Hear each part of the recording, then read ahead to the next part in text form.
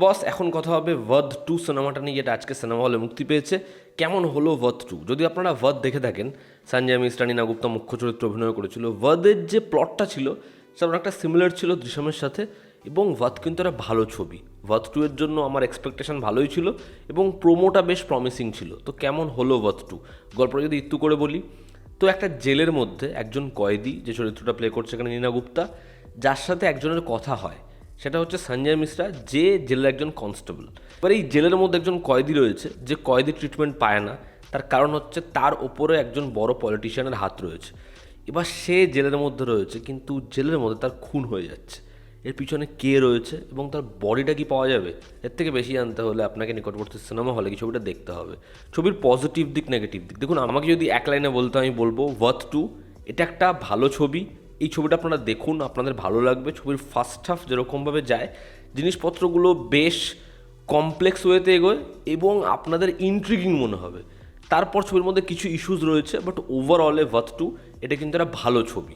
ছবির পজিটিভ দিক, নেগেটিভ দিক, দেখুন প্রথম পজিটিভ দিক হচ্ছে এর যে প্লটটা সেটা ইন্টারেস্টিং, এবং যেরকমভাবে জিনিসটাকে নিয়ে গেছে পরিচালক, জিনিসটা না আপনাকে হুক করে রাখবে। এবং ছবিটা আলটিমেটলি যে সার্কেলটা কমপ্লিট করছে সেটা বেশ ইন্টারেস্টিং, সেটা বেশ মজার। তবে বিষয়টা হচ্ছে এটা এরকম কোনো ছবি না যে আপনি একদম প্রেডিক্টই করতে পারবেন না। ছবিটার মধ্যে এমন বহু জিনিসপত্র আছে যেগুলো কোনো না কোনো ছবিতে আপনারা দেখেছেন, কিন্তু জিনিসটাকে ইন্টারেস্টিং ওয়েতে আনছে বলে মজা লাগছে এবং ছবির গল্পটা এগোচ্ছে। এটা ইম্পর্ট্যান্ট, যে কারণে ছবিটা আপনাদের ভালোই লাগবে। সেকেন্ড হচ্ছে এই ছবিতে পারফর্মাররা ভালো কাজ করেছে। সঞ্জয় মিশ্রা, নীনা গুপ্তা দুজন ফাটিয়ে পারফরমেন্স দিয়েছে।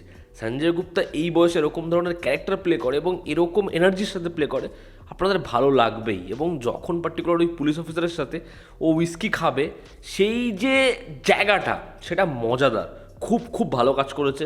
নীনা গুপ্তার ক্যারেক্টারটার মধ্যে অনেক কিছু করার ছিল, যতটুকু সে জায়গা পেয়েছে সে খুব ভালো কাজ করেছে, তাকে আপনাদের ভালো লাগবে। এখানে কুমুদ মিশ্রা বলি বা যে পুলিশ অফিসার এখানে ইনভেস্টিগেট করতে আসবে, জেলে ওই যে মেয়েটার গল্প আছে যেরকম, বা যে এখানে আলটিমেটলি শয়তানটা, প্রত্যেকের পারফরমেন্স নিজের জায়গায় বেশ বেশ ভালো। ছবির যে সাউন্ড ডিজাইনের কাজ সেটা খুব ভালো হয়েছে, এবং ছবিটার মধ্যে এই যে রাতটাকে যেরকম ব্যবহার করেছে সেটাও ভালো।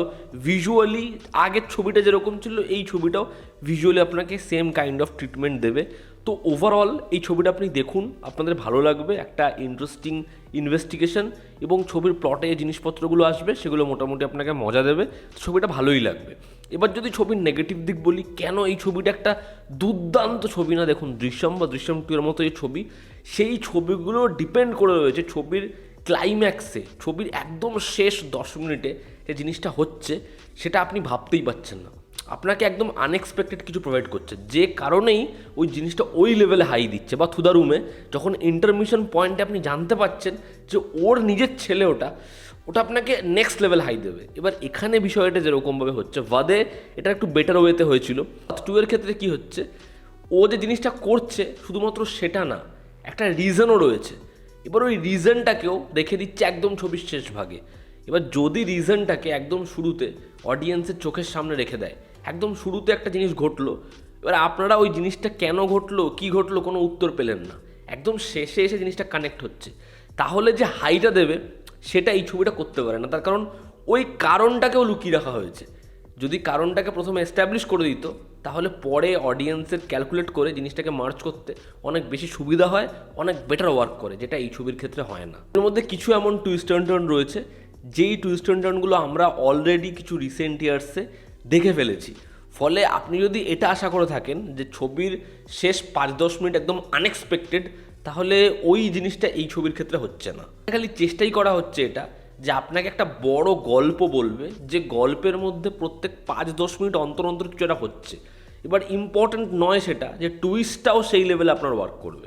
তো ওভারঅল ওয়াদ 2 একটা ভালো পারফরমেন্স, একটা ভালো প্লট, এক্সিকিউট যেরকমভাবে পরিচালক করেছে সেটা আপনার ভালোই লাগবে, সেটা আপনার খারাপ লাগবে না। তো এই ছবিটা একটা ভালো ছবি, একটা ভালো থ্রিলার ছবি আপনি দেখলেন, কিন্তু এক্সট্রা অর্ডিনারি কিছু টুইস্ট বা একদম শেষে আপনি উড়ে যাবেন ওরকম কিছু এই ছবিটার সাথে হচ্ছে না। এই ছিল আমার ওপিনিয়ন। আপনারা যারা দেখেছেন আপনাদের কেমন লেগেছে ওয়াদ 2 অবশ্যই জানাবেন। জনতা আমাদের পাশে আছে, আবার দেখা হচ্ছে। Take care.